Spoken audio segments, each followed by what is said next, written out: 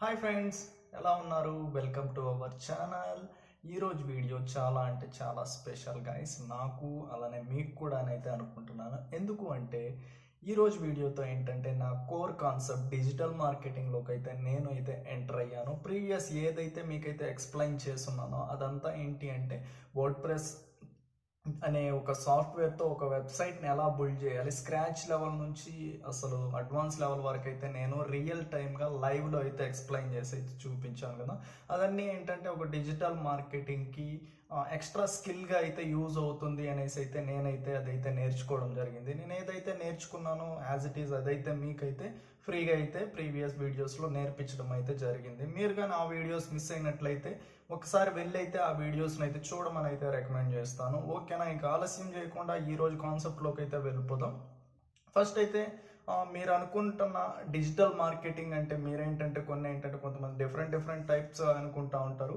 అవి ఏంటంటే కొంతమంది ఏంటంటే ఏదైనా ఒక కంపెనీలోకి వెళ్ళినప్పుడు, ఏదైనా ఒక కస్టమర్ వచ్చినప్పుడు ఆ కస్టమర్కి ఆ ప్రోడక్ట్ గురించి ఎక్స్ప్లెయిన్ చేయడం, సేల్స్ని జనరేట్ చేయడం, టార్గెట్స్ ఇస్తారు, అలాంటిదన్నీ అనుకుంటూ ఉంటారు.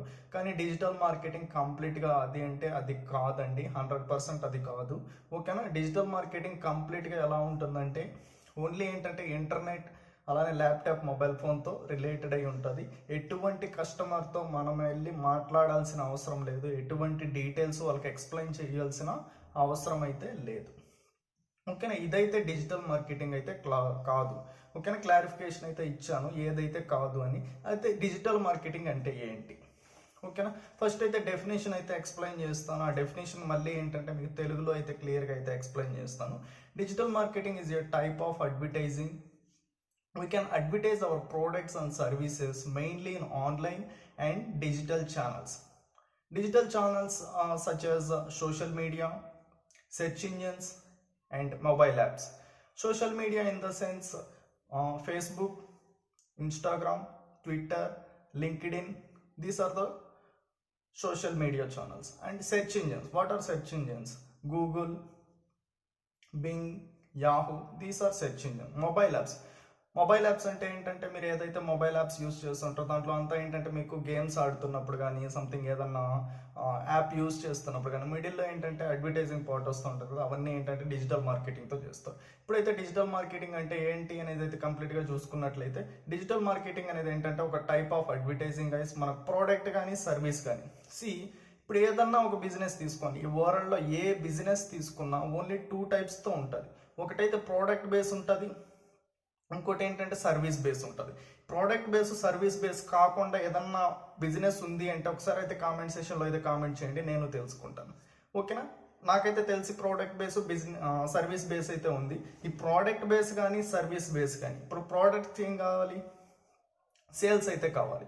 ఆ సేల్స్ని ఎలా జనరేట్ చేసుకోవాలి, ఏంటి, ఎలా సేల్స్ని రెవెన్యూ అనేది ఇంక్రీజ్ చేసుకోవాలి, తక్కువ కాస్ట్తో ఈ డిజిటల్ మార్కెటింగ్ అనేది చేసుకోవచ్చు.